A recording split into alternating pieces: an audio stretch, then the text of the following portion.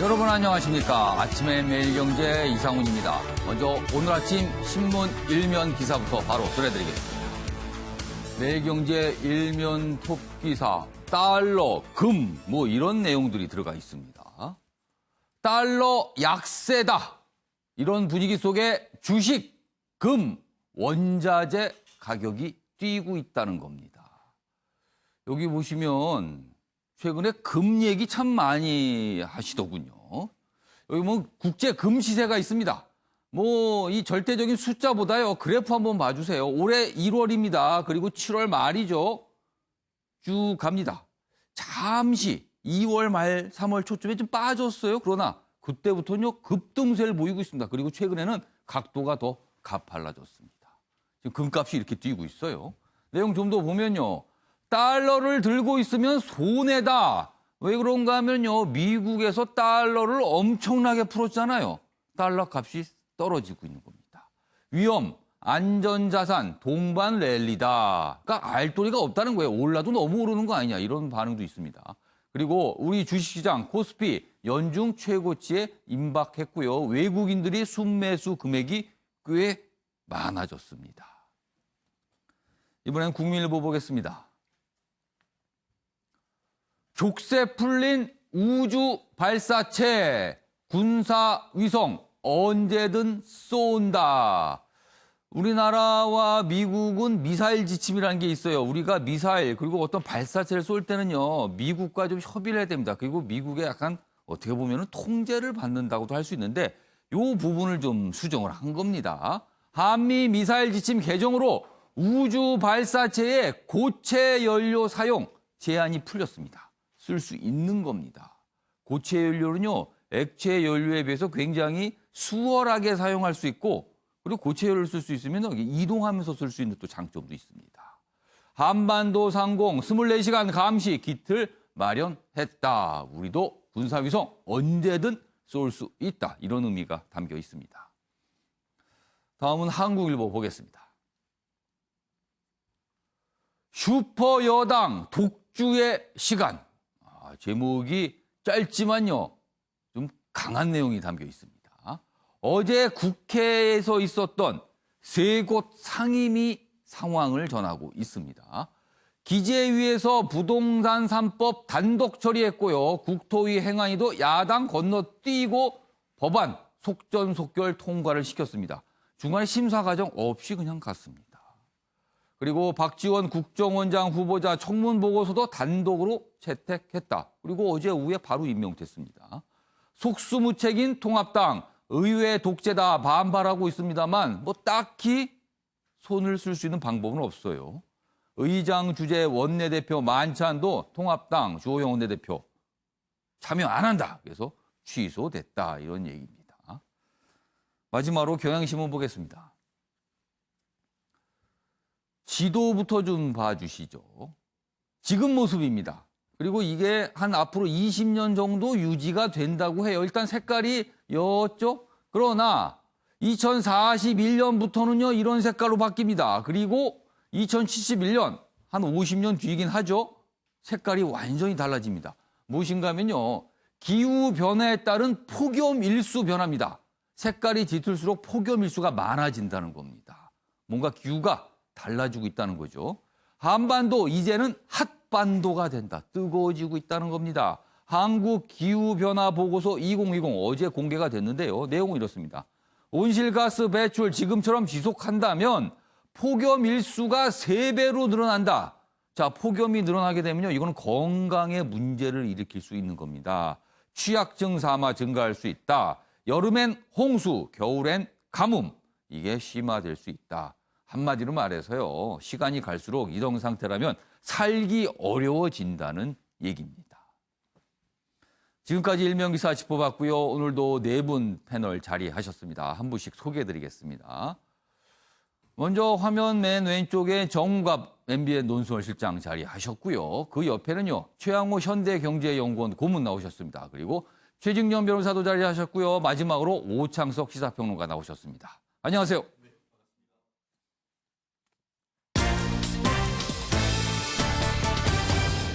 오늘 다룰 주요 이슈들을 4가지 키워드로 정리했습니다. 아침을 여는 키워드 화면에 있습니다.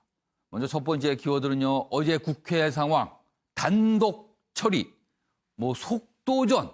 그리고 앞서서 기사 보셨죠? 독주의 시간. 그러니까 여당 뜻대로 가고 있다. 이런 뜻이 됩니다. 두 번째 키워드는요. 돌연 반성문인가 이런 키워드인데요.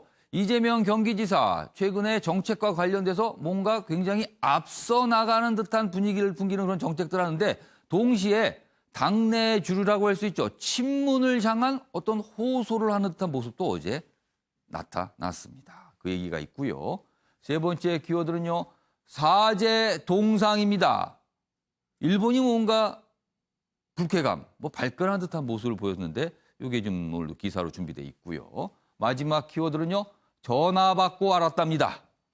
탈북민 월북, 최근에 지금 큰 파장을 일으키는데 군 당국, 국방장관이요. 군에서 보고해서 한 게 아니라 청와대에서 전화로 연락해줘서 이걸 내용을 알았다고 합니다.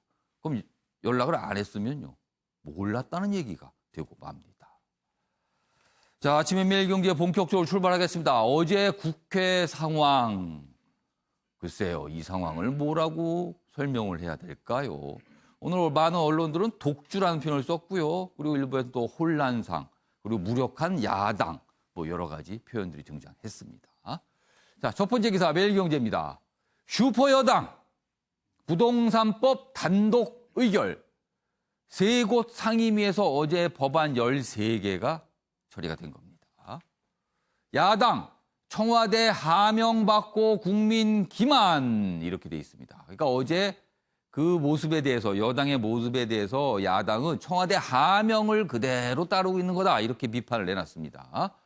자, 기대위, 국토위 등에서 표결 강행이다. 여기 보시면 종부세, 소득세, 전월세 신고법. 특히요 이 전월세 신고법은요 이른바 임대차 3법 중에 하나거든요. 지금 하나가 일단 어제 처리가 된 모습이었어요.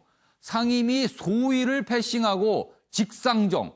통상적으로 상임위원회가 열리면 소위원회를 끌어서 거기서 심사 과정을 거치는데 어제 그거 없이 그냥 바로 갔습니다. 그리고 원래는 이 상임위원회가 열리게 되면은요 정부 부처의 보고부터 받거든요. 통상 관련된 내용들. 근데 그것도 생략이 되고 먼저 법안 처리가 갔습니다. 법사위 본회의도 밀어붙일 듯하다. 통합당은요 어제 표결에 불참했고 집단 퇴장했습니다. 부동산법만 콕 집어 강행해 과속하다가 대형 사고를 한다. 이렇게 야당은 반발했습니다. 관련 기사 하나 더 보겠습니다. 부동산법 6건 상정 그리고 의결에 60분이 걸렸다. 어제 국토위 상황을 설명하고 있습니다. 토론하자는 야당은 묵살됐다. 이런 얘기고 사진도 있습니다. 뭔가 실랑이를 벌이는 모습이 나타나 있죠. 내용 보면요. 부처 업무 보고 그리고 소위 구성도 생략이 됐다. 그리고요. 기재위는요. 이 관련 법안 여야에서 내어놓은 개정안만 44건이었습니다. 그런데 어제 서명을 통해서 이 상정을 동의한다 이런 과정을 거쳤는데 도대체 어떤 의원이 발의한 법을 상정한다는지 그게 명확하지가 않았어요. 그러니까 그런 것에 대해서 제대로 설명 않고 표결했다 이런 거죠. 그래서 이 부분도 좀 논란이 있었고 야당이 문제를 좀 삼았습니다. 자, 전체적으로 어제 상황에 대한 평가를 인용을 통해서 다루고 있는데 이렇습니다. 여당은 오판, 야당은 전략 부재. 이런 평가가 좀 나왔습니다. 자, 그럼 어제 모습 영상으로 확인해 보겠습니다. 뭐 하는 겁니까 이게? 뭔지도 모르는 안건 어떻게 상정을 해요 이거? 아니 안건도 없는 걸 뭘? 아니 안건이 뒤에 처음도 없잖아요. 처음도 없는데. 그러니까 뭔지도 모르는데. 서류라도 제대로 갖추고 독재를 해라. 재석 26인주 찬성 17인으로 의사일정 추가 동의는 가결되었음을 선포합니다. 청와대에서 강력히 의사를 표시하는 일종의 하명에 의해서 특정 법안만 지금 속전속결로 강행 처리하려고 하는 거 아닌가 이런 등을 고려해서 자연보고 독재 앞잡이해라. 예, 조용하세요. 자,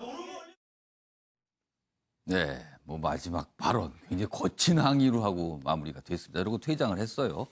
자, 정관일 시장님. 여당 쪽에서는 그동안 논의 야당이 별로 협조 안 하니까 어쩔 수가 없다. 그리고 이거 급하다. 지금 봐라. 부동산 심상치 않은데 빨리빨리 가야 된다. 이런 이유를 내세우고 있지만요. 야당 쪽에서는요. 아니 중간 절차 있는데 다 생략하고 이렇게 속도만 낸다고 되냐. 이렇게 과속하다 이거 문제된다. 그리고 이거 청와대 하명 그대로 따르는 거 아니냐. 이렇게 또 반발하고 있습니다. 정우가 시장님. 어제 상황 좀 평가 좀 해주세요. 그 여당 입장에서는 지금 부동산 문제가 예. 아주 전 국민의 관심사가 됐고 예. 정책을 넘어서 하나의 이제 부동산 정치라고 예. 할 정도로 굉장히 중요한 문제가 됐죠. 내년에 재보궐 또 후년에 대선 아. 여러 가지 정치 일정에도 굉장히 좀 중요한 하나의 그 주제가 됐기 때문에 예.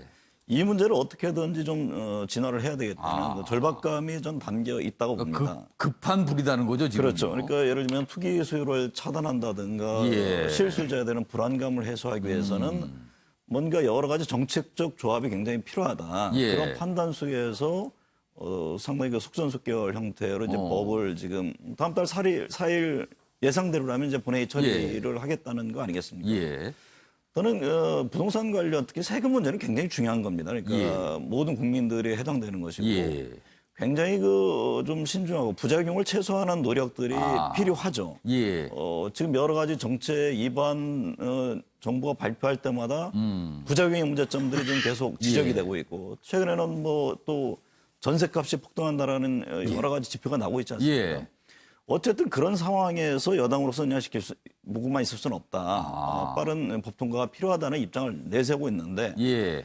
그렇다면 야당은 그러면 대안이 뭐냐? 어떤 움직임을 그동안 보였는가? 예. 이 부분을 또 국민들은 또 한편에서 보는 겁니다. 그러니까 여당 입장에서는 논의를 한다고 해서 예. 뭐 제대로 갈 것 같지는 않고 오히려 예. 뒷다리 잡기만 할 것이다. 이런 판단 속에 정책에 책임지겠다는 형태로 가는 것이고 그럼 야당은 어떤 식으로 갈 것이냐? 저는 이 문제, 특히 세금 문제만큼은 야당 보수층에서 상당히 눈여겨보고 있을 겁니다. 이거에 대해서 저거 통합당이 나름대로 대안을 갖고 좀 막아줬으면 하는 뭔가 조정을 예. 해줬으면 하는 그런 바람을 갖고 있는 지지층이 분명 예. 보수 지지층이 있을 겁니다. 근데 예. 그냥 소리 지르면서 퇴장하는 어떤 전략, 과연 그런 전략적인 움직임에 대해서 어떻게 볼 것이냐. 물론 거대 여당의 움직임에 대해서 할 수 있는 수단이 없다는 얘기를 합니다만 예. 저는 그 보수 입장에서도 지지층을 염두에 둔다면 뭔가 대안과 적극적인 움직임을 통해서 예. 지금의 소위 일방 독주라는 그 비난만 하고 있을 것이 아니라 예. 그 부분에 대한 좀 더 적극적인 견제와 그렇다면 새로운 대안 이런 형태로 뭔가 국회에서 좀 국민들의 관심을 갖는 그런 움직임도 필요하다. 그런 점도 상당히 아쉽다 저는 그렇게 보고 있습니다. 자, 최영호 의원님, 지금 뭐 정은관 실장님이 전체적으로 좀 정리를 해 주시면서 평가를 해줬는데, 뭐 어제 이제 언론과 정치권 압박에서 이런 평가가 있습니다. 어제 모습에 대해서 여당은 무리수고 야당은 무기력하다. 뭐 이런 평가도 있어요. 자, 그런데 사실 보면 중간 절차상으로 조금 건너뛴 부분이 있어서 이 부분을 계속 야당은 문제 삼고 있어요. 그렇죠. 이건 뭐 절차상 하자면은 일단 결의사항이 무효가 되기 때문에 예. 그러니까 일단 누가 발의를 하고 내용이 뭔가 그거는 서로 의논을 했어야 되는 거 아닙니까? 예. 하지만 진짜로 문재인 대통령께서 국회에 가서 예. 21대 국회 개원을 축하하는 연설에서 30회가 넘는 단어가 등장한 게 협치잖아요. 그런 상황에서 지금 하는데 예. 저는 하여튼 뭐 전략 부재라든가 모든 것인데 분명히 이렇게 상임위가 열리면 이게 예. 얘기가 나올 것들은 분명히 야당에서 준비를 하고 갔어야 되는 거 아니냐 생각이 되고요. 어제 모습은 뭔가 준비가 안 됐다고 보시는 거예요? 내 가서 뭐 그날 뭐 간사도 뽑고 이제 정부 업무 부처 보고 예. 이제 받는 그런 뭐 상황이었는데 이게 이제 들어왔단 말이죠. 예. 근데 이런 부분도 여당에서 설명을 좀 잘해줘야 돼요. 지금 잘 아시지만 이 임대차 3법을 계기로 해서 지금 예. 전세 수요 시장에 아주 급격한 초과 수요가 지금 생겼단 말이죠. 예. 그래서 가격 기능이 제대로 되지 않아요. 근데 아까 말씀하신 대로 임대차 3법이 있어요. 전월세 신고제 계약갱신 그다음에 예. 전월세 상한제 있는데 그것도 보시면요. 전월세 신고제는요. 예. 내년 6월 달부터 시행이고요. 나머지 두 개는 8월이거든요. 예. 근데 계약갱신 청구권이나 전월세 상한제는요. 신고제에서 데이터가 없으면 진행이 안 되는 거예요. 어느 게 적정한지를 모르는데 그걸 상한을 어떻게 둡니까? 그래서 왜 이렇게 임대차 예. 3법을 빠르게 진행해야 되느냐.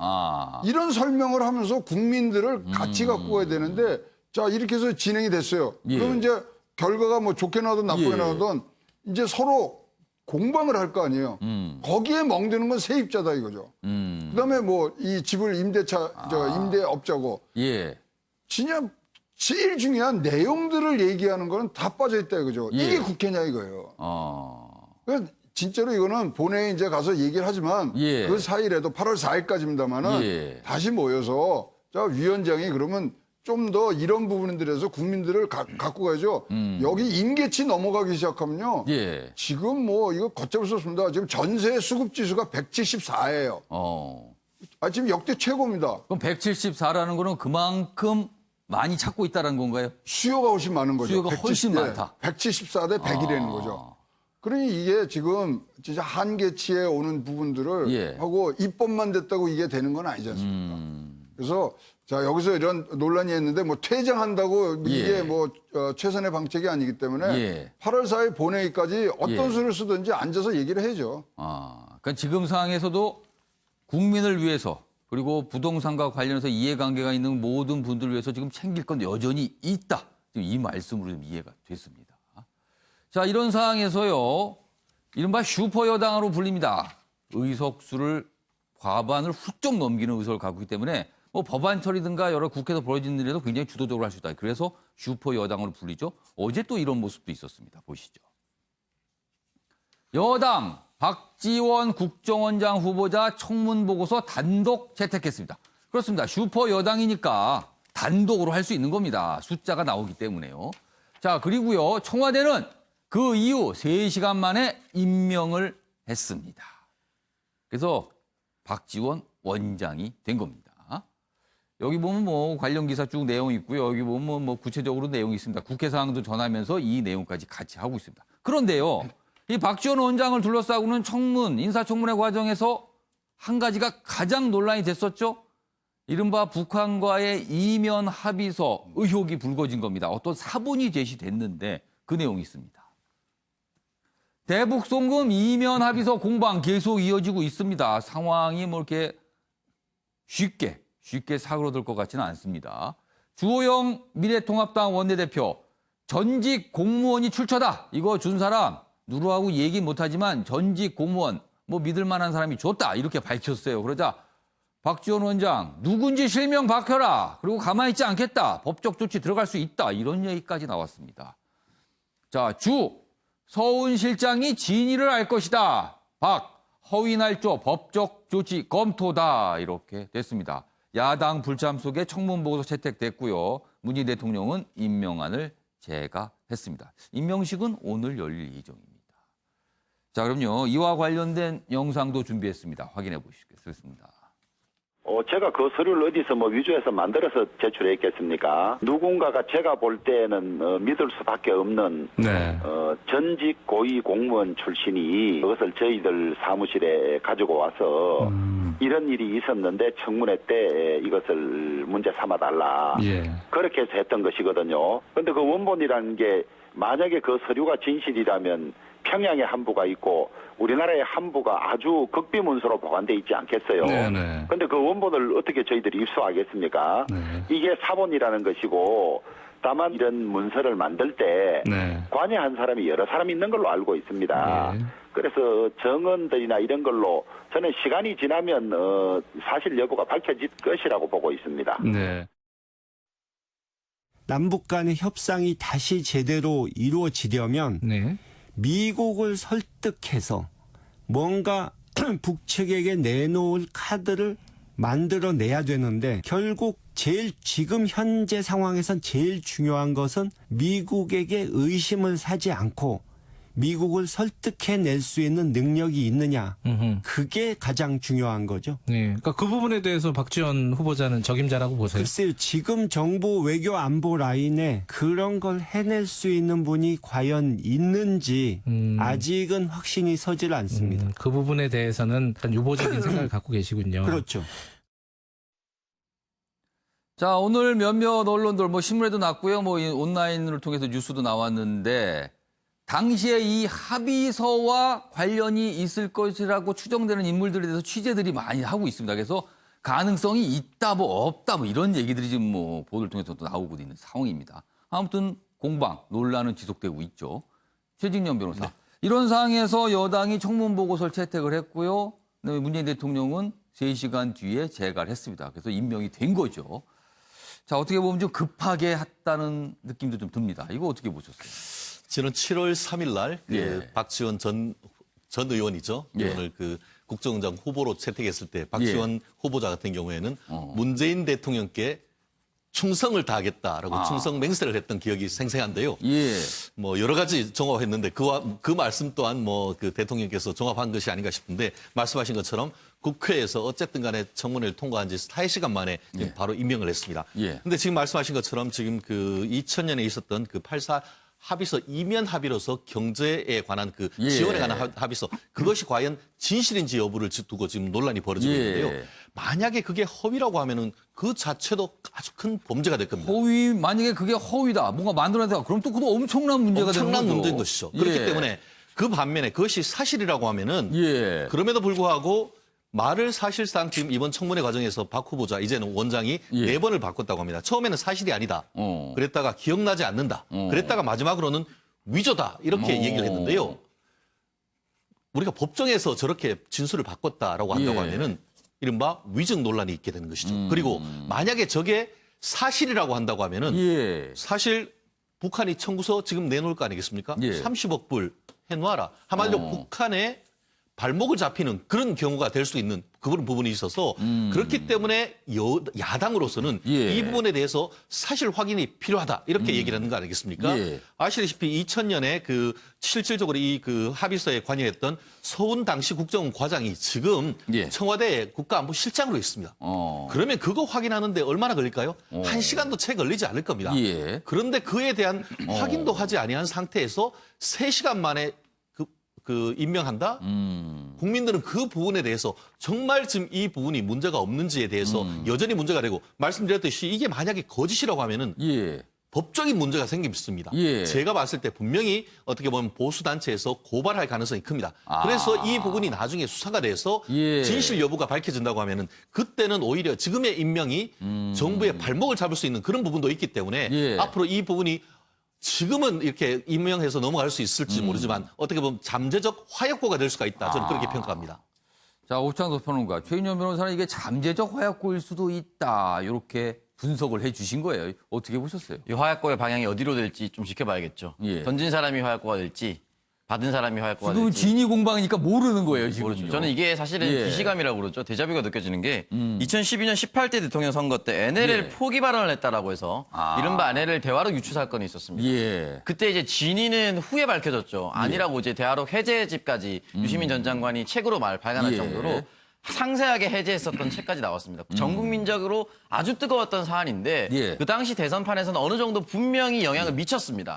그 당시 김무성 의원 영도에서 연설하면서 대한민국의 대통령 노무현이가 나라 따릉 팔아먹으려고 했다라는 유세 기록 아직도 남아 있습니다. 예. 근데 후에 어떻게 됐습니까? 그런 거 없었죠. 근데 지금 보면은 거의 비슷해요. 근데 외교 문서라고 하는데 예. 남측 그러니까 우리나라에서 작성한 표현에 보면 달러 그러니까 쌍디귿을 쓴 달러라는 표현이 나옵니다. 우리나라에서 달러라고 표현하거나 달라라고 표현할 수 예, 있지만 예. 문서에 달러라고 표현한 적이 있나요? 달러는 그 북한식 표현일까요? 그러니까 북한식 표현이죠. 사실 우리나라에서 그런 표현 잘 안 씁니다. 공식 외교 문서에. 그리고 지금 예전에 반기문 유엔 사무총장이 외교부에 있을 때 예. 미국과의 WMD 그 협상을 잘못 얘기해서 경질되는 일이 있었어요. 그러니까 무슨 말이냐면 우리나라는 고위공직자가 무언가 실수하면은 사퇴하고 떠나면 돼요. 거기 책임지는 것이죠. 만약에 북한 측에서 잘못을 했다. 이런 고위 문서에 대해서. 예. 그럼 송호경 어떻게 됐을 것 같아요? 북한에서. 그러니까 저는 이런 부분에 있어서 하나하나가 맞지 않고 또 하나 뭐냐. 예. 북한 측에서 작성했었다라고 하는 주장하는 이 문건에 예. 구체적 액수가 들어가 있지 않습니다. 그럼 그 당시에 그 김정일 국방위원장한테 보고하는데 예. 정확한 제시 금액도 없이 이런 합의서가 만들어졌다. 그건 말이 안 되는 거죠. 그러니까 그거는 구체적 액수가 제시되지 않았다는 것은 예. 그것 이외에 또 다른 이면이 있다는 거예요. 그러니까 본 합의, 이면 합의가 나오는데 이면 합의에 금액이 없으니까 금액 합의를 위한 또 다른 이면이 있다는 거예요. 이게 합리적인 설명이 될 수 있는 것인가. 그러니까 이 부분에 대해서는 절대 말이 안 된다고 생각하고 예. 당시 국정원장이었던 임동원 국장도 예. 아니라고 얘기를 했습니다. 그리고 이제 이 부분에 대해서는 또 하나 설명드리고 싶은 게 우리나라 이제 인사청문회가 왜 이렇게 퇴행하고 있는지 이해를 할 수가 없어요. 그러니까 온 동네 예전에 흔히 말하는 이제 레드 컴플렉스를 계속해서 자극하고 있는 이런 내용들만 나오고 있지 않습니다. 예. 박지원 의원 선수가 전혀 적지가 않아요. 예. 근데 국정원장 될 때는 이런 의혹이 불거지고 그전에 의원 활동할 때는 이런 의혹이 불거지지 않았습니다. 그러니까 저는 망신주기나 어떤 모멸감 주기 이런 식의 인사청문회라고 저는 생각이 드는데 만약에 정말 후에 가서 진실 공방을 따졌을 때 저는 따졌으면 좋겠어요. 진실 공방이 따졌는데 만약에 허위였다. 주호영 원내대표가 어떻게 책임지실 겁니까? 이 부분에 대해서. 자, 지금 이 상황은요, 확실히 양측에게 외통수일 수 있어요. 둘 중에 하나입니다. 저 사본이 가짜든지 거짓말을 한 것인지. 둘 중에 하나입니다, 지금요. 굉장히 민감할 수도 있습니다, 이 상황. 자, 이런 상황에서 어제 임명이 됐다. 이런 내용을 기사로 좀 다뤄지고 있습니다. 자, 국회 상황 이 정도로 좀 마무리하고요. 다음 주제로 가겠습니다. 이분 굉장히 어떻게 보면은 강경한 발언, 그리고 정책과 관련해서 굉장히 명료한 입장을 계속 내놓고 있는데요. 어제도 입장이 하나가 나왔습니다. 그 내용 다뤄보겠습니다. 이재명 경기지사의 초강수라는 표현이 나왔습니다. 공직자, 그러니까 여기서 말하는 공직자는 경기도 공직자를 말하는 거예요. 다주택 다 팔아라 이렇게 돼 있습니다. 지자체로서는 첫 다주택 공직자 뭐 이런 팔아라 이런 얘기를 한 거예요. 여기 보시면 4급 이상 그리고 공공기관 임원에 공고를 했습니다. 정부에서 청와대에서 얘기했을 때는 그때는 2급이었어요. 근데 그거보다 더 나간 거죠. 범위가 더 넓어진 겁니다. 4급이면은요. 서기관 아닙니까? 서기관 이상입니다. 연말까지 안 팔면 평가에 반영한다. 자, 이거는요. 지시죠. 그럼 이렇게 되면은. 안 팔고 버티면 인사평가할 때 좋지 않을 겁니다라고 얘기된 거예요. 자, 대상자들은 이런 반응이 있다고 합니다. 투기꾼으로 보는 시각 안타깝지만 뭐 어떻게 하겠나. 뒤에 생략이 됐겠죠. 뭐 팔아야지. 이렇게 되는 겁니다. 지금요. 각각의 뭐 사정들이 있지만 뭐 어찌 하겠나 이런 반응이 나왔다는 겁니다. 자, 어제 있는 상황을 이렇게 전해고 있습니다. 자, 그럼요. 이 주제와 관련해서요. 아침에 매일경제의 시그니처 코너입니다. 빈칸 채우기 지금부터 해보겠는데 패널 분들이 상상력을 좀 발휘하시는 순서입니다. 요 순서는요. 제가 좀 미리 좀 질문을 드렸어요. 최진영 변호사하고 오창록 평론가 두 분께서 요 빈칸을 좀 맞춰주시면 좋겠다. 미리 질문을 드렸는데 소개해드리겠습니다. 빈칸이 2개가 나옵니다. 첫 번째 빈칸은 이재명 지사의 어제 저 조치에 대해서 어떤 정치적인 의미를 부여했어요. 이게 어떤 의미가 있을까? 그리고 밑에 부분은 이거에 대해서 약간 지적이 있는데 이런 지적도 있더라라고 소개를 하고 있습니다. 제가 소개해드리겠습니다. 먼저 무슨 이재명이라고 설명이 되어 있습니다. 4급 이상은 사는 집 빼고 다 팔아라. 이 조치에 대해서 뭐라고 평가를 한 거예요. 자, 그리고 2급 이상의 요구한 청와대 주문보다 더 강경하다. 두 채 있는 모든 공직자를 투기꾼으로 본 거 아니냐. 뭐 이런 평가가 있고요. 그리고 강압적인 재산권 침해. 그리고 여기 보시세요. 이게 약간 이제 이 조치에 대한 약간 비판적인 시각이 있죠. 강압적인 재산권 침해다. 그리고 무엇이라는 비판도 나온다. 이걸 보고 무엇이라고 또 비판하는 시각도 있답니다. 어제 상황에 대해서 얘기했는데 하나는 정치적인 의미를 다룬 거고요. 하나는 이거에 대한 지적을 다룬 빈칸입니다. 두 분께서는요. 요 각각에 들어갈 어떤 내용 요걸 좀 맞추시기 바라고요. 쓰실 시간을 드리기 위해서 관련 영상 준비했습니다. 보시죠. 4급 이상 도소속 공무원, 시군 부단체장을 포함하여 금년 연말을 시한으로 거주용 1주택을 제외한 나머지 주택을 모두 처분하고 부득이한 사유로 다주택을 보유하게 되더라도 사유 발생일로부터 6개월 내에 해소할 것을 강력하게 권고합니다.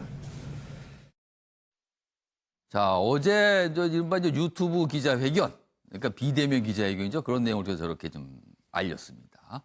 자, 다시 한번 보면요. 빈칸이 2개입니다. 무슨 이재명 4급 이상은 사는 집 빼고 다 팔아라. 이렇게 돼 있고요. 그 아랫부분 갑니다. 자, 어제 이런 조치에 대해서 약간 지적이 있는데 강압적 재산권 침해 그리고 무엇이라는 비판이 있다. 요 두 가지입니다. 먼저 오창석 평론가.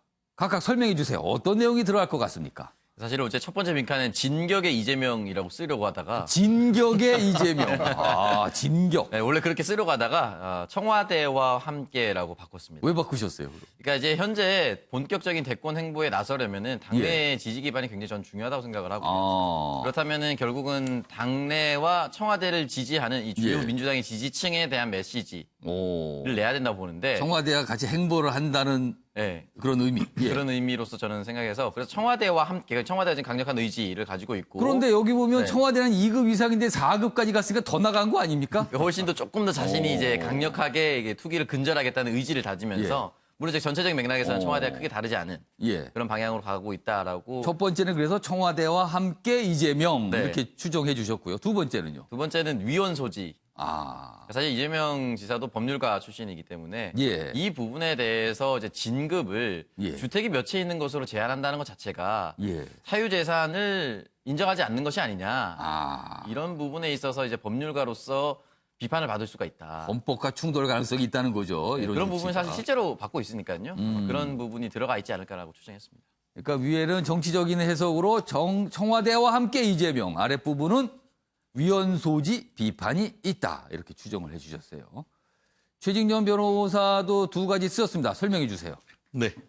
사이다 이재명. 사이다 이재명. 누구는 불도저 이재명 이렇게도 부르는 것 같습니다. 이번에도 역시 사이다. 그렇습니다. 어떻게 보면 지난번 그 코로나 사태와 관련해가지고 먼저 선제적 대응, 예컨대 신천지와 관련해서 본인이 나를 따르라 하면서 신천지의 본부에 대한 전격적인 어떤 그 조사 뭐 이런 것들을 통해서 국민들에게 상당히 그 어떤 호감을 준 정치인으로 지금 자리매김하고 있지 않습니까? 거기다가 최근에 이제 대법원에서 무죄 취지의 파기환송 판결로 해서 지금 날개를 달았다라고 하는데 어쨌든 지금 그 경기도 지역에 있는 어떤 서민들에게는 상당 부분 호소할 수 있는 그런 부분이 아니겠습니까? 특히 4급이라는 것은 사실상 행정고시에 합격하면 5급. 5급이죠. 그리고 거기 하나 올라가면 이제 서기관인데. 경력을 쌓고 하나 승진한 게 이제 4급이 됩니다. 그렇죠. 결국은 이제 어떤 7급 공무원이나 9급 공무원이 갈 수 있는 한계에 다다른 어떻게 보면은 중경 공무원부터 그러니까 고위가 아닌 중경 공무원부터 한 집만 살아 이런 그 얘기인데 고위직이라고 볼 수는 없죠. 없죠. 그렇기 때문에 근데 그렇게 하는 것 자체도 전체적으로 봐서는 4급 이상이 이 경기도에서 한 100명이 채 안 된다고 합니다. 그렇다고 한다고 하면 전체 그 많은 경기도 공무원들한테도 봤을 때도 결국 훨씬 더 많은 사람들이 이런 부분에 물론 4급 이상은 반발할지 모르지만 훨씬 더 많은 사람들이 이 부분에 대해서 공감할 수 있는 여지가 있다는 것을 정책 전략적으로 판단했다고 저는 보입니다. 그러니까 전체 공무원 숫자를 보면은 경기도 내에서 4급 이하가 훨씬 많다 이거죠. 훨씬 많죠. 그런 부분까지도 지금 고려했는 나름대로의 정치적 승부수로 보이는데요. 말씀드렸듯이 현 정부보다 우리는 훨씬 더 서민과 보통 사람을 위한 정책을 던진다라는 강력한 메시지를 던진 것이다. 저는 그런 식으로 해서 나름대로의 그 보관을 가졌다라고 보는데요. 사이다의 의미를 아주 그냥 길게 설명해 주셨어요. 그런 의미가 담겨 있다. 그렇습니다. 그리고 두 번째는 뭡니까? 그 반면에 그 이면에서 보면은 결국 그 또한 포퓰리즘입니다. 결국 이 부분에 있어서 포퓰리즘이냐 아니면 결국은 차기 대권을 노린 표퓰리즘이다라는 비판이 바로 이어질 수밖에 없는 것 같은데요. 사실 지금 그 4급 이상 팔아라라고 하지만 그 어떤 단체장으로서 그와 같은 명령을 할 수 있는 법적 근거가 사실은 없습니다. 그런데 그것을 인사권과 직결한다고 하면은 그것이 바로 경우에 따라서는 직권남용 권리행사 방해죄가 될 수도 있는 부분이 분명히 있습니다. 아까 얘기했던 위헌 논란과 함께 이 부분은 직권남용 부분도 있기 때문에 과연 이 부분을 여전히 보면 권고라고 하지만 이것을 안 따르면은 인사에 불이익을 조치를 한다고 했기 때문에 그것은 명령의 의미를 있습니다. 그렇기 때문에 이 부분이 향후에 지금은 사이다가 된다라고 보이지만 거꾸로 마치 예전에 이제 그 지난 정부에서의 어떤 국정농단 이런 부분과 연결되는 부분이 있어서 과연 이것이 사이다가 될 수 있는 건지 아니면은 거꾸로 본인에게 올가미가 될 수 있을지 양날의 칼이다 이렇게 평가합니다. 그러니까 사이다인데 사이다를 환호하는 쪽에서는 사이다로 보지만 그 반대편에서 반대하는 쪽에서는 포퓰리즘을 이해한다. 뭐 그렇게도 보이기도 합니다. 그래서 이렇게 두 가지 답 사이다와 포퓰리즘 이렇게 추정을 해 주셨어요. 자, 그럼 정답을요 하나씩 확인해 보겠습니다. 그럼 첫 번째 무슨 이재명 4급 이상은 사는 집 빼고 다 팔라 보여주세요. 자, 여기 보시면요 하나씩 보려는데 급해서 다 나왔습니다. 정답이요. 첫 번째가 대권 속도 내는 이재명. 이거 대권을 의식했다라고 해석이 돼 있고요. 아랫부분에는요 부동산 정치를 하는 거라는 또 이런 내용이 들어가 있습니다. 요거는 비판적 시각 중에서 한 대목인데 부동산 정치를 지금 하고 있는 거다. 그리고 어제 전체적인 모습은 대권 속도를 내고 있다. 이렇게 기사는 설명을 하고 있습니다. 그래서 이렇게 두 가지 내용이 들어가 있습니다. 뭐 오창석 평론가도 그렇고요. 최인현 변호사 모두 딱 맞는 정답은 아니지만 설명 과정에 보면요. 이런 취지의 설명을 다 해주셨어요. 지금요. 그러니까 뭔가 정치, 부동산 문제에 관해서 정치적인 승부수를 던진 것 같다. 이런 평가가 좀 담겨 있습니다. 자, 이재명 지사는 참 여러 가지 한마디로 말해서 기사를 많이 만듭니다. 사실은요. 앞서 봤던 매경 기사 다시 한번 보겠습니다. 요 아랫부분입니다. 어제 이렇게 초강수라고 표현된 이런 조치도 내놨지만요. 이런 얘기도 있어요. 어제 유튜브 방송에서 이런 얘기를 했습니다. 19대 대선 후보 경선 때, 그러니까 2017년입니다. 그때 당시에 사실 문재인 대통령과 굉장히 여러 충돌을 하면서 문재인 대통령 지지자들부터 공격을 좀 받았죠. 근데 그 부분을 얘기하면서 내가 문에 좀 싸가지가 없었다. 이거는 그 당시를 돌아보면서 뭔가 반성을 하는 것 같은 느낌이 좀 듭니다. 이 얘기를 했습니다. 자, 그럼 이 부분도 영상으로 확인해 보겠습니다. 근데 일단 문재인 정부와 저의 관계에 대해서 자꾸 이렇게 갈등적 요소를 만들고 싶어 하는 쪽이 있죠. 그 2017년 대선 때 너무 세게 싸우셨어요. 제가 좀 싸가지가 없었던 것 같아요. 지금 보니까. 뭐 그렇게까지 했나. 공격한다고 공격이 되는 게 아니에요. 근데 저는 그때 공격해야 공격된다고 생각했어요. 그조차도 불필요한 것들이었던 거예요. 제 입으로 안 해도 되는 것들이고 그리고 국민이 판단하는데 그런 것 때문에 국민이 영향을 받지도 않고 어느 날 지지율이 좀 올라가니까 야 이거 혹시 되는 거 아니야? 뭐 이런 전체적인 내용을 보면은 2017년 당시 얘기를 하면서 뭔가 내가 그때 좀 문제가 좀 있었습니다. 그리고 여기 보면 이런 표현까지 싸가지가 좀 없었다 스스로 이렇게 평가를 한 거예요. 일종의 어떻게 보면 반성문이라고 들리기도 합니다. 그리고 저 유튜브 방송 사실 문재인 대통령의 지지자들이 많이 접한다고 알려져 있는 유튜브 방송이거든요. 그곳에서 저런 얘기를 한 거예요. 최영호 고문님 분명히 어떤 이유가 있을 겁니다. 친문 지지가 뭐 절대적으로 지금 뭐 필요한 상황이죠. 예. 뭐 저보고 아까 빈칸에 메우라 그러면 저는 투기형 이재명이라 그럴 것 같습니다. 투기형 이재명이요? 그 지금 모든 정책을 굉장히 사람들에게 자극적인 걸 굉장히 많이 나오시거든요. 이게 투기거든요. 근데 정책은 진짜 이 주민들이라든가 국민들의 디테일한 부분까지 이 감싸는 이 투기보다는 안전적으로 가야 되는데 지금 일단 판을 놓으시는 것 같아요. 근데 이게 굉장히 이제 몇 건이 이제 성공을 하셨어요. K방역도 그러고 뭐 전체가 하는데 이게요. 후유증이 하나 있습니다. 여기 중독이 되면요. 앞에 거보다 더 센 거를 하기 시작합니다. 국민들이 반응을 안 해줘요. 기본소득 뭐 얘기해서 그거보다 더 높은 게 나와야 되는데 벌써 기본소득 뭐 이런 걸로 자꾸만 너무 강하게 나가시면 투기형으로 나가시면 이 중독되고 그 위에 더 센 거 나오면 진짜로 이거는 국민과의 사이가 멀어지는 부분들이 생기는데 일단은 지금 톤다운을 좀 하시면서 친문 지지를 갖고 오는 부분인데 투기형 우리 대권 속도에 굉장히 지금 뭐 많은 엑셀레이터를 밟고 계신데 이거 중독되면 굉장히 큰일 납니다. 그러니까 강한 거 언제까지 계속 강한 거가 나올 수 있겠느냐 그거에 대한 의문을 좀 제시해 주셨어요. 오늘 다룬 내용이 두 가지입니다. 하나는 부동산과 관련해서 어떤 입장과 조치를 내놓는 이재명 지사의 모습 그리고 방송을 통해서 뭔가 친문 지지자들에게 호소하는 듯한 또 이재명 지사의 모습 이 두 가지가 있습니다. 자, 정은갑 시장님. 친문 그러니까 방송에서 저런 표현 그러니까 지난번 대선 때 본인이 좀 지나쳤다는 그 얘기는 이재명 지사가 여러 차례 밝힌 바가 있습니다. 근데 뭐 당연히 그 지지층 문재인 대통령 지지 중에 일부가 상당히 공격하는 거 이런 걸 염두에 둔 측면도 분명히 있다고 봅니다. 그런데 저는 누차 말씀드리지만 이재명 지사의 지지자와 문재인 대통령 지지자가 저는 분리되어 있다고 보지는 않습니다. 상당히 중첩되어 있는 것이고 그중에 이제 일부 분들이 또 한편에 있는 분들이 이제 비판하는 세력이지. 저는 그건 하나의 일종의 프레임이라고 보고요. 저는 이제 말씀하셨듯이 이재명 지사에 대해서 이제 자극적 투기적 그런 표현을 쓰셨는데 예.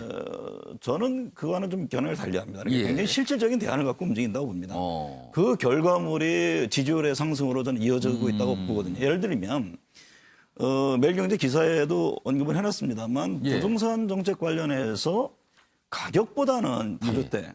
또 다주택보다는 실거주자가 중요하다. 예. 그리고 1가구 1주택을 갖고 있는 실거주자에게 왜 과도한 세금을 매기려고 하느냐. 예.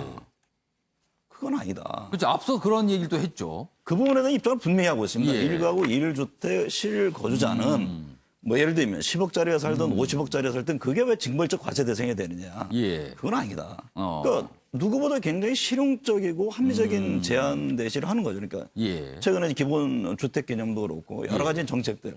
저는 그 속에서 지금 대안 제시를 하면서 뭔가 지금 국민들에게 다가가고 있다고 봅니다. 예. 나중에 그 결과물이 뭐 또 다른 대선 행보에 박수가 돼서 인정을 받으면 가는 것이고 저는 지금 이재명 지사 입장에서 굳이 그걸 염두에 둔 것이 아니라 경기도의 행정을 통해서 평가받으려고 하는 저는 그런 노력의 일환으로 본다. 부동산 정책도 마찬가지고 뭐 예를 들면 계곡에 여러 가지 시민품으로 돌려앉는 정책이라든가 그런 것들을 차근차근 좀 다지고 있는 그런 행보의 일환으로 저는 이해하고 싶습니다.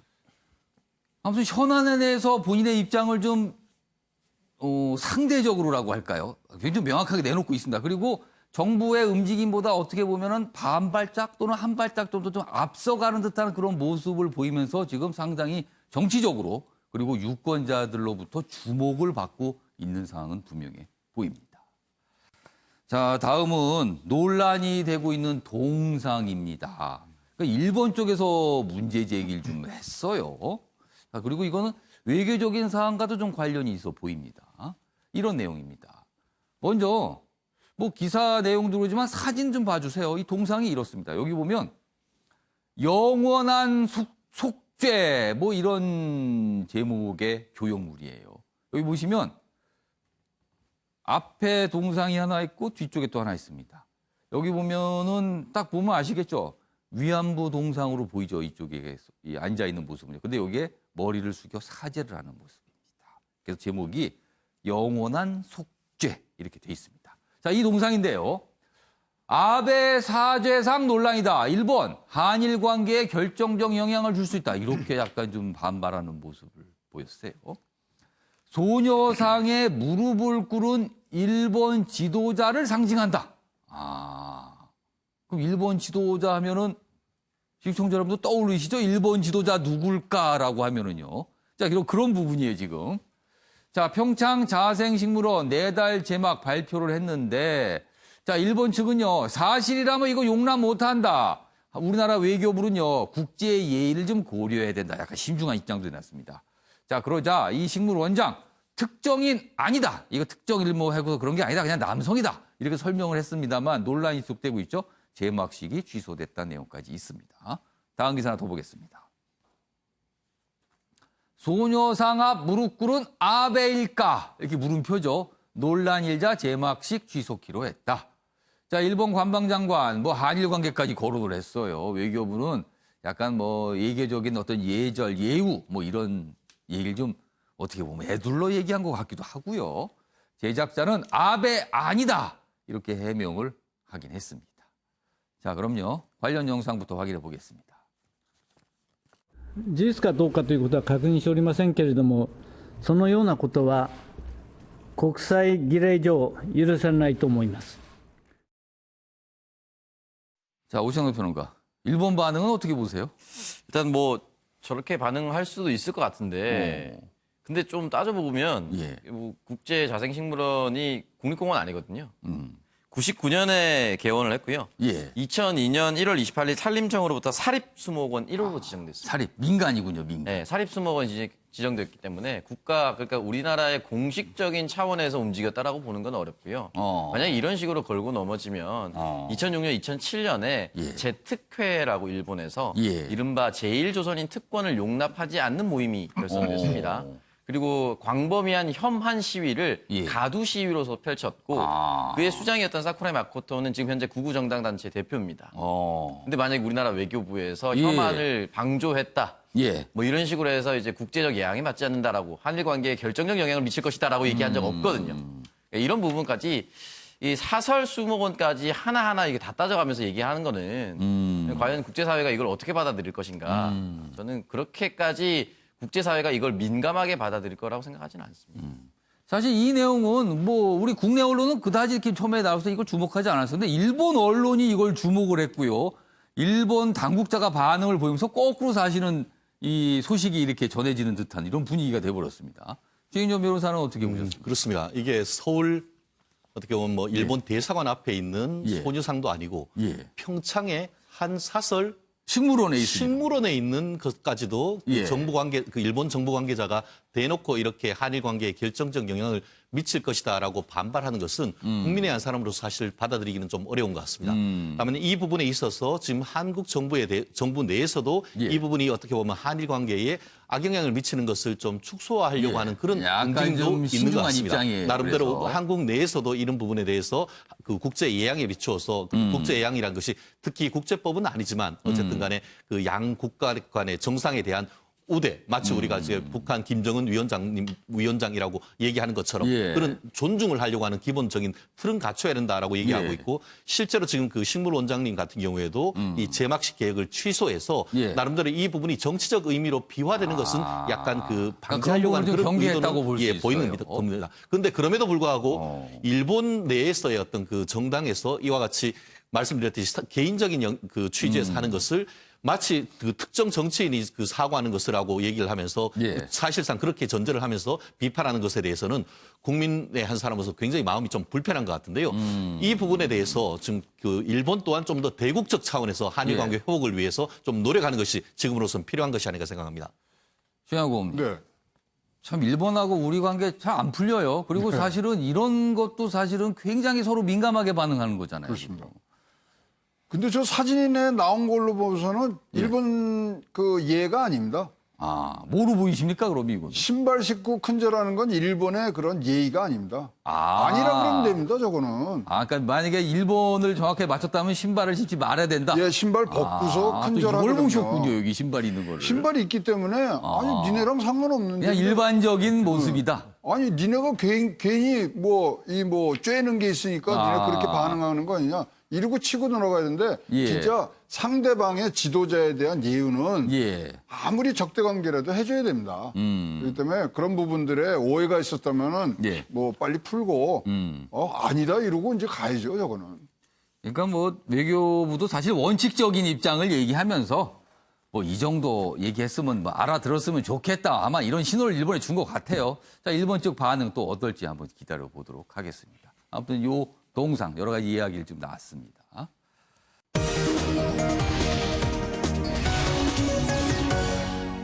자, 오늘 경제 브리핑 항공사 이야기입니다. 최근에 항공사 이야기들 참 많았죠. 그러니까 뭔가 인수합병 대상이 됐는데 중간에 거래가 원활하지가 않다 뭐 이런 얘기 계속인데 여러 군데입니다, 지금 그게. 자, 그런 중에 하나죠. 아시아나항공입니다. 그런데 아시아나 국유화되는 건가? 국유화요? 손병두 금융위 부위원장이요. 모든 가능성 감안한다. 이렇게 했습니다. 뭔가 열어둔 거예요, 지금. 국유화다. 민간기업 했잖아요. 자, 금융위 원론적인 발언이라고 선을 그었지만 정부 매각 무산까지 염두한 것 아니냐 이런 관측이 나옵니다. 과거에도 굉장히 큰 기업이 문제가 발생했을 때 정부가 개입을 해서 뭔가 하는 전례가 있긴 있었습니다. 그러니까 이번에도 또 그러는 거 아니냐. 국유화 아니냐 이런 얘기입니다. 자, 손병두 부위원장 발언 후 주식시장에서는요. 주가가 반응을 보인 거예요. 급등하는 모습을 보였다는 거죠.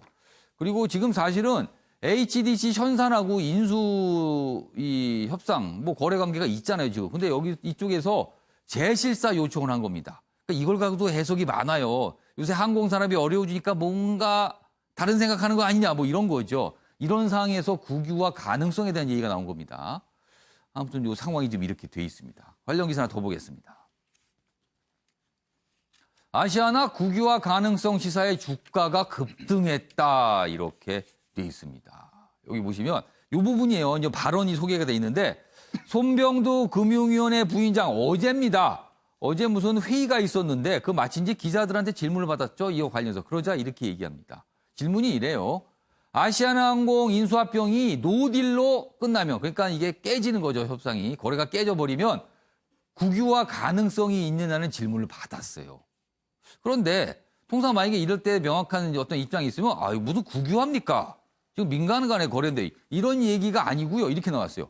모든 가능성을 다 감안해서 기관과 협의를 진행하고 있다. 이렇게 얘기를 한 겁니다.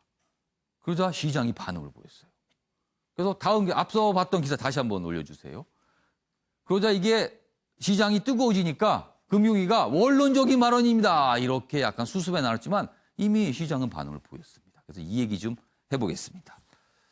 자, 이 얘기 전 최양호 고문님하고 정우갑 실장님 두 분께 좀 이야기 좀 들어보겠습니다. 국유화 가능성이에요. 이거 어떻게 보세요? 그런데 지금 전 세계적으로 이런 국유화 바람이 불고 있습니다. 스페인 같은 데는 3월 달에 사립병원 다 국유화해 버렸거든요. 병원을요? 네. 그리고 이제 뭐 이 비상경영체제로 갖고 영국도 수송수단에 대해서는 지금 법인화를 다 국유화를 지금 다 했습니다. 뭐 특히 이제 불란서 같은 데는 대기업까지 지금 국유화를 하려고 하는 부분들이 있는데 일단 이 부분은요 4월 달에 한번 논란이 됐었습니다. 당시에 은성수 금융위원장이 기업 경영의 자율성을 보장하는 차원에서 한다 그래서 지금 이제 아시아나에 들어간 이런 공적 자금이 한 8천조 됩니다.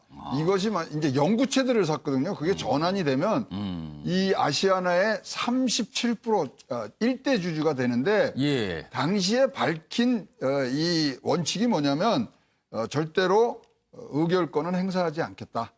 그래서 근데 이렇게 38%면 뭐 이 국가적인 자금이 들어가서 회생을 하면은 그 이익을 국민과 같이 공유하는 차원에서 자기네들이 그거를 갖고 가겠다. 이제 이렇게 돼 있거든요. 따라서 국유화라는 표현보다는 일단 국민적인 그런 이익 공유 체제를 갖고 간다.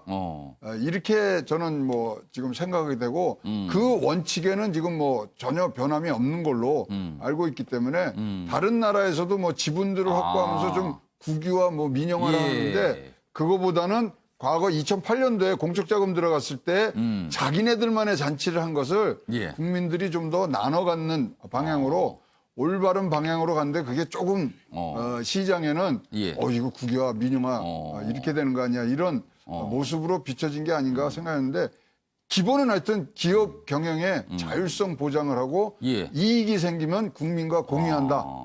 그 원칙은 크게 손상된 것이 없다고 지금 생각을 하고 있습니다. 그러니까 국유화까지는 아니지만 정부의 지분 확보는 가능할 수 있다 이렇게 보시는 거네요. 그렇습니다. 그러면은 사실 또 논란이 되고 있는 게 지금 굉장히 어려운 상태에 있는 항공사가 여기뿐이 아니다. 이른바 저가항공 중에서는 사실 어떤 인수합병까지 갔다가 이게 깨져버렸거든요. 그럼 그런 곳은 어떻게 할 거냐 이런 질문이 또 나옵니다. 그건 기간산업 안정자금이 지금 뭐 지금 이스타 항공을 말씀하시는 것 같은데 거기는 아직 지금 한 번도 들어간 적이 이제 없거든요. 그러면 이제 그 부분을 어떻게 이제 소위 말하는 이 뭐 고용을 유지를 한다든가 등등 여러 가지 운항 재개를 위해서 어떻게 할 것인가 이런 부분들에 대해서 지원이 가는데 근본적으로 나라에서 이제 이 뭐 항공업은 진짜 기간산업이 기간산업인데 여기에 대해서 방침을 좀 정해야 될 것 같아요. 근데 세계 유수의 지금 보고서를 보면 우리나라의 그런 역량이나 이런 걸 봤을 때 국적사 하나 저가항공 3개가 우리나라는 적당하다는 거죠. 우리가 지금 9개가 있는데 미국에 몇 개 있는지 아십니까? 미국 그 큰 땅덩어리에 9개입니다. 똑같네요.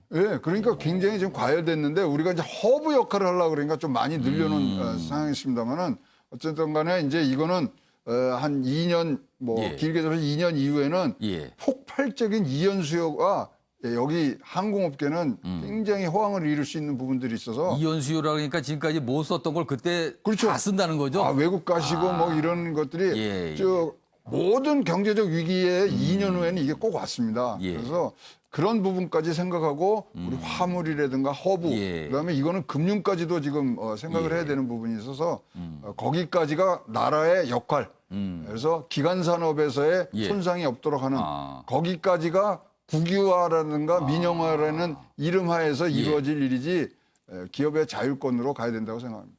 전체로 말씀하신 거 보면 정부의 개입이 가능하다, 타당할 수 있다 이런 말씀을 하신 걸로 제가 이해를 했습니다.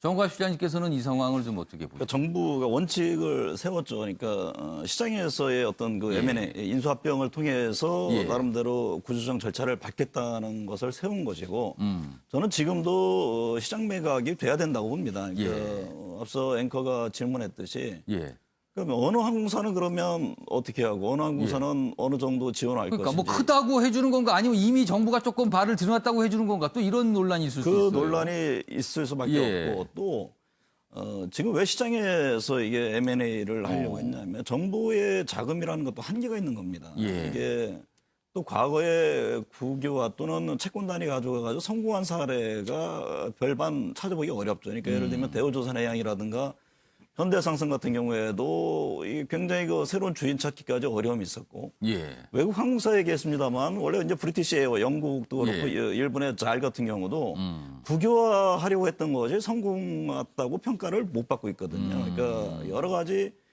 국유에 따른 또 다른 문제점이 있기 때문에 우선은 저는 시장에서의 어떤 정부의 좀 더 많은 노력을 통해서 거기서 인수합병이 이루어지고 또 그 안에서 새로운 주인이 뭔가 경영구조라든가 이것을 합리적으로 끌고 와서 경쟁력을 갖고 가는 게 저는 굉장히 중요하다고 봅니다. 그러니까 지금 상황에서 무작정 어떤 사안이 뭐 M&A를 추진하다가 안 돼서 정부가 떠안는 형국이 된다면 저는 시간이 지나면 지날수록 여러 가지 기업들이 어려움이 더 크게 봉착될 겁니다. 그런 측면에서 상당히 정부가 유보감을 가져야 되고 시장 기능 활성화를 통해서 그 안에서 움직이도록 또 그래야지만 경쟁력을 쌓고 나중에 어떤 코로나19가 정상화됐을 때도 국제 경쟁력을 쌓는 데 도움이 된다. 저는 그렇게 보고 있습니다. 참 다 이런 얘기가 그러니까 매각 협상이 약간 뭐가 삐그덕거리는 모습, 뭐 깨지고 나는 모습, 그리고 정부가 뭐 개입해서 국유화까지 뭐 하느냐 마느냐 나오는 거 한마디로 말하면요. 장사가 잘 안 되니까 벌어진 일입니다. 힘들어서 사람들이 항공 이용이 줄어들어서 다 장사가 안 돼서 벌어진 일인데 경제가 잘 살아나면은 해결될 문제지만 아직은 그 길은 보이지 않는 것 같습니다. 저는 그리고 거기에 한 가지 덧붙이면 당초 인수하려고 했던 데가 있을 거 아닙니까? 예를 들면 이스탄공도 그렇고 뭐 제주항공이라든가 현대 여기 산업개발.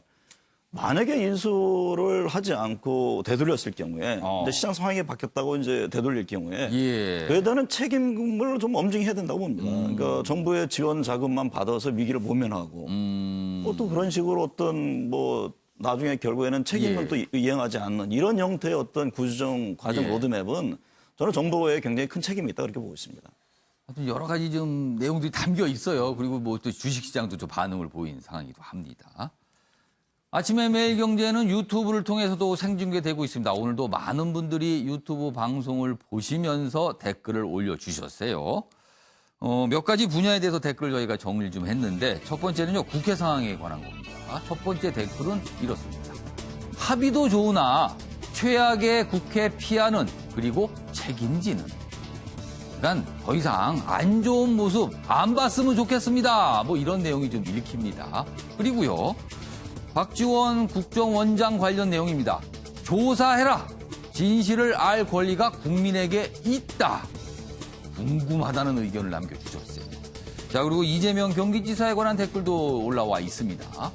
집 있는 게 죄인 취급받네. 이렇게 좀 지적을 해주셨고요. 집 있는 게 죄가 아니라 집 가지고 투기하니 문제지. 이 댓글은 앞선 댓글에 약간 반박을 하는 듯한 분위기입니다. 그리고요. 이제 더 이상 투기와 불로소득은 하지 말아야 한다. 고위공무원은 명예를 소중히 하고 돈을 따르려면 사업이 맞을 것이다. 선택을 하라는 얘기입니다. 그리고요. 이 동상과 관련해서는요. 역사는 잊혀지면 안 됩니다. 아주 당연한 말씀을 아주 강력하게 일본을 들으라고 하신 말씀 같습니다. 자, 오늘도 댓글 올려주신 여러분께 감사 말씀 드리겠습니다. 자, 다음 주제로 넘어갑니다. 계속 논란이죠. 탈북민 월북. 뭐 경찰도 미리 뭔가 제보 받았는데 놓쳤고요. 군도 그냥 놓쳤습니다. 자, 정경두 국방장관 어제 국회에 출석을 했습니다. 그리고 질문을 많이 받았어요. 정경두 북한 보도 1시간 뒤 서운 전화 받고 월북 알았다. 그러니까 청와대에서 전화 받고 알았다는 겁니다. 그러니까 일단 군 내부의 어떤 파악과 보고도 문제였다라는 게 나타난 거예요. 26일 오전 7시 28분에 연락받았다. 국방위에서 첫 인지 시점을 밝혔습니다. 서훈 국가안보실장이 전화를 해줘서 알았다는 거예요. 북한 방송은 오전 6시 월북 첫 보도했습니다. 시차가 있잖아요, 지금. 이게 뭐 1시간 반 정도인데 근데 이게 군입니다. 군에서 1시간 반이면요. 모든 상황이 끝날 수 있는 상황입니다. 보도 없었으면 알기 어려웠을 것. 경계에 이어 보고 체계도 허점을 드러냈다. 이렇게 지적하고 있습니다. 자, 그럼요. 어제 국회 상황 확인해 보겠습니다. 뭐 우려하시는 바처럼 그렇게 지금 우리 그 경계작전 태세가 취약하지 않고 지금 정상적으로 많이 가동될 수 있는 그런 시스템을 가지고 있다. 다만 이런 부분이 일어난 데 대해서는 제가 뭐 100번 지적을 받아도 할 말이 없다고 생각이 됩니다. 모든 부분은 이 무한 책임을 국방장관이 지고 있기 때문에 제가 그 소상하게 나중에 설명을 드리고 필요한 부분을 보완해 나갈 수 있도록 그렇게 하겠습니다. 국방장관의 사과가 이번이 처음이 아니에요. 앞서서 여러 번 있었고 그리고 다 경계의 문제였어요. 무한 책임진다는 얘기를 했습니다. 오창석 평론가. 반복이 한두 번이 아닙니다, 지금요. 이렇게 반복되는. 이 부분에 대해서 사실 어떠한 그 방어, 보호 논리도 작동할 수가 없죠, 사실은. 근데 결국은 이 경계 태세 실패는 군이 존재해야 하는 가장 큰 이유를 망각했다, 또 실패했다라고 볼 수가 있는데 지금 국방장관이 무한 책임을 지겠다고 했는데 진짜 말씀드렸다시피 1시간이면 정말 모든 것들이 일어날 수도 있는 시간이거든요. 만약에 요원이 반대로 침투를 했다라고 하면 상상도 할 수 없는 일일 수도 있는데 무한 책임을 진다고 했는데 사실 책임질 수 있는 게 없어요. 어떻게 책임지겠어요? 그러니까 어떻게 책임을 진다는 거예요? 이 부분에 대해서는 앞으로 경계 태세를 어떻게 하겠다라는 얘기를 남겨야 되고 물론 그 부분은 비밀과 관련되어 있기 때문에 아주 상세하게 얘기할 수는 없겠지만 이 부분에 대해서는 향후 모든 부대에 대해서 이제 경계 태세를 할 수 있고 이 부분이 어떻게 직통으로 연결될 수 있을지에 대해서 조금 더 이제 명확하게 나와야 될 것이다. 물론 저도 이제 해군에서 레이더를 보는 이제 사병으로 근무를 했었는데 이 부분에 대해서 명확하게 다 찾아낸다는 것은 쉽지 않습니다. 쉽지 않아요. 그러니까 특히 이제 해군 같은 경우는 주로 선박 감시를 하고 육군이나 이제 해경 같은 경우는 해안대에서 이제 TOD나 이런 감시 식별을 하고 있는데 이 부분에 대해서 과연 국방부에서는 또 충분한 예산이 지원이 되었었는가 이런 부분도 한번 따져봐야 될 것이고 지금 전체적으로 사병 숫자가 줄어들고 있습니다. 제가 근무했었던 레이더 기지도 지금 무인화를 한다라는 이야기가 나올 정도로 사병이 줄어들고 있는데 다시 말씀드렸다시피 이제 선박은 레이더로 감시가 되지만 이렇게 한 사람이 왔다 갔다 한다거나 목선이라든지 작은 어선이라든지 이런 부분들은 선박 감시용 레이더에 실제로 잡히지가 않아요. 잘 잡히지가 않아요. 제가 했었던 레이더도 역시나 10톤급이 훨씬 더 넘어야 되는데 이 목선은 10톤이라고 하기엔 너무 적은. 그럼 레이더가 그냥 점으로 나타납니까 그러면? 아예 안 보여요. 안 보입니까? 사람은 보이지가 않아요. 그것도 문제 아닙니까 그러면? 이 부분을 해안 경계에 태세하는 TOD라든지 그러니까 육군이나 해경 측에서 이제 충분히 감시를 할 수가 있는데 사병 숫자가 줄어들면 이걸 어떻게 또 감시하고 방어할 것인가에 대한 이런 전환의 문제점이 지금 현재 있는 겁니다. 그렇기 때문에 이런 부분에 대해서 좀 더 소상히 밝히고 어떻게 경계 강화를 하겠다. 이 정도 얘기가 나와야 됩니다. 자, 어떻게 보면 뭐 실수 이렇게 하죠. 근데 실수가 반복되면요. 실력이 된다. 흔히 이렇게 얘기하죠. 지금 실력을 강하게 의심받고 있습니다. 지금요. 자, 이와 관련된 기사 하나 더 있습니다. 보시죠. 오늘 뭐 중앙일보에서 나온 기사인데요. 이게 될지 모르겠습니다. 살인 혐의 탈북어민 북송한 정보. 우리 정부는 그랬죠. 북한 쪽에서 넘어왔는데 이제 살인 혐의를 받고 있다고 보냈습니다. 북한. 자, 지금 월북한 탈북민 김모 씨로 알려져 있죠. 성폭행 혐의 받고 있습니다. 구속영장까지 나왔잖아요. 이 성폭행 혐의 월북자엔 송환 요구 검토 안 한다. 그러니까 뭐가 안 맞는 거 아니야? 송환해야 되는 거 아니야? 뭐 이런 얘기예요. 한국선 살인 처벌 가능성 낮아. 당시 통일장관 북속 근거로 들었는데 국내에서 벌어진 범죄인데 이거 어떻게 할 것이냐? 북한에 요청해야 되는 거 아니냐? 뭐 이런 내용이 담겨 있습니다. 최영렬 변호사, 이거 그렇습니다. 가능합니까, 이게? 조금 전에 이제 어떻게 보면 월북 사실 아는지 여부, 그건 경계, 곧 아까 그는 국가 안보의 문제였다고 하면은 지금 이 이슈는 이른바 사법 주권의 문제인 것이죠. 실질적으로 대한민국 헌법과 형법에 따르면은 대한민국에서 있었던 범죄는 대한민국 정부 사법부가 재판 관할권을 갖습니다. 그런데 지난 그 작년에 있어서 그 지금 그림에도 나옵니다만 이 목선을 타고 탈북민 2명이 있었는데 북한에서는 거기에서 10여 명을 어떻게 보면 그 흉악한 범죄를 벌이고 했다고 송환을 요청을 했고 실제로 그냥 보내버렸습니다. 그때라고 한다고 하면은 실질적으로 그때 그 보낸 이유가 뭐냐면은 증거도 없고 실질적으로 북한이 알아서 하라라고 하면서 보냈다고 하면은 이번 같은 경우는 어떻죠? 피해자가 그러니까 성폭행에 지금 구속영장이 지금 발부가 된 그런 상태이고 피해자가 한국 여성이라고 한다고 하면 사법 주권을 실현하기 위해서 그리고 또 이른바 피해자 중심주의의 형법 범죄를 어떻게 보면 실천하기 위해서 송환 요구를 해야 되는 것이죠. 그리고 실질적으로 남북 관계에 있어서는 상호주의가 있지 않습니까? 아까 마침 그 작년에 이제 북한에서 이 탈북자를 송환을 요청을 했다고 하면은 이번에도 우리나라의 사법 주권을 관철하기 위해서 우리나라의 사법부를 처벌하기 위해서라도 북한 정부의 이 그 탈북자를 월북자를 다시 송환 요청하는 것이 상호주의의 원칙에도 맞는데 만약에 이렇게 하지 않고 송환 요구를 검토하지 않는다면은 앞으로 이런 일이 벌어졌을 때도 이런 일은 나쁜 선례로 남을 수밖에 없기 때문에 사법 주권 관철을 위해서라도 송환 요구하는 것이 맞다고 봅니다. 근데 좀 애매한 게 탈북민이라는 거예요, 또. 탈북민에서 우리나라 국적을 갖고 있는 상태에서 또 월북을 했다. 이게 복잡해졌어요, 그래서. 이게 우리 정부는 지금 뭐 생각은 없는 것 같은데 이게 북한이 요청을 한다도 북한이 들을까요, 이거를? 결국 그렇기 때문에 설령 북한이 들어주지 않는다 하더라도 우리는 우리의 요청하는 것을 마땅히 해야 되는 것이죠. 만약에 북한에서 예컨대 그 우리 DMZ에서 북한에서 이렇게 총격을 했다고 하면 우리가 대응 차원에서 그대로 하지 않습니까? 그렇다면 북한이 응하지 않는다 하더라도 우리는 요청하는 것이 맞다고 봅니다. 일단 뭔가는 해야 된다. 그래야 뭔가 남겨야 된다. 이런 말씀이시네요. 자, 오늘 아침에 매일경제의 마지막 기사가 될 것 같습니다. 다음 보시죠. 길어진 장마, 뱀이 서울 도심까지 왔다. 이게 무슨 얘기입니까? 여기 무슨 뱀 사진까지 있어요, 지금. 올해 잦은 비에 저지대 출몰이 늘었습니다. 뱀은 좀 습한 곳을 찾아다니잖아요. 그러니까 비가 계속 오니까 전체적으로 습해졌어요. 그래서 지난달 119 출동이 1,700여 건으로 급증했답니다. 도심에서 나타났다는 겁니다. 포획 금지로 땅꾼이 줄며 개체수 늘었는데 농작물 피해 물림 사고도 잇따르고 있답니다. 이거 좀 갑자기 조심하셔야 될 것 같다는 생각이 좀 듭니다. 도시에 웬 뱀입니다, 지금요. 자, 마무리하겠습니다.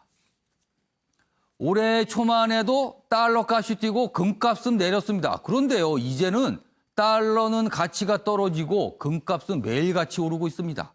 경제가 불안하니까 안전한 것을 찾아서 돈이 몰려다니기 때문이라는 설명이 나오고 있습니다. 이 어리둥절하고 불안한 상황, 그 끝은 언제쯤 볼 수 있을까요? 시청해 주신 여러분 고맙습니다.